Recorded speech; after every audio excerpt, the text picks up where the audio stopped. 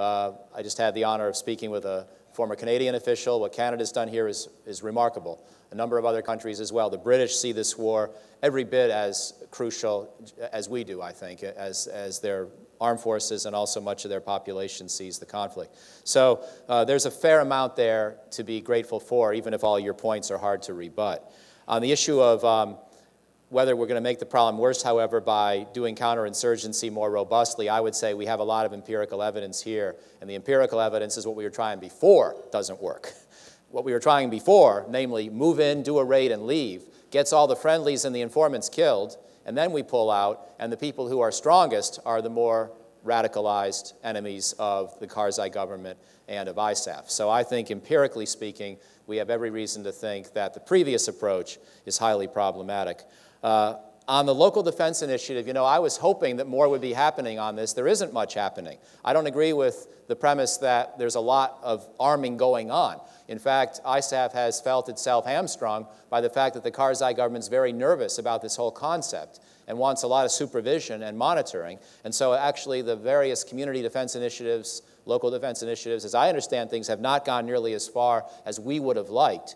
And that's a place in which Afghan sensibilities about not rearming tribes have predominated. And we've had to be, in a sense, cognizant of their right to make that sovereign call on that key issue. So LDI is largely a hamstrung operation so far. What is not a hamstrung operation, although I acknowledge the complexities of working through local officials that Peter has just pointed out, the National Solidarity Program does give the Afghans a certain workaround. In many of the districts and towns and villages where there is not a central government presence, what happens instead is that a Shura process or a community development council establishes a list of priorities of what they most want in terms of development, a road or a water mill or what have you, and the government provides a certain cash grant. And the United States may provide a Commander Emergency Response Program grant, and we try to get some capability and some resources to them. And that program, I think, again, is being promoted much more vigorously.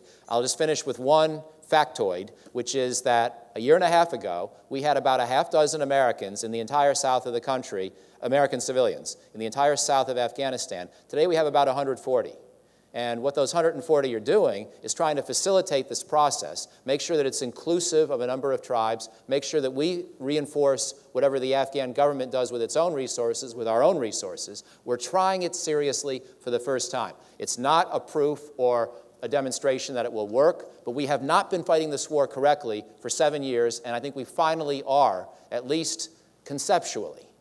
And so I'm hopeful when you combine the good concept with the fledgling progress and hope we're seeing out of the Afghan army and a couple of other institutions, that it's worth sticking with. So again, I may not have the same message in a year, but I think that we are already seeing reason for hopefulness, and there's a very decent chance that the Afghan people and army will be very important allies in this, and that Karzai, despite his huge limitations, will come along a little. And that may be just Afghan good enough, as the saying goes. Thank you both very much.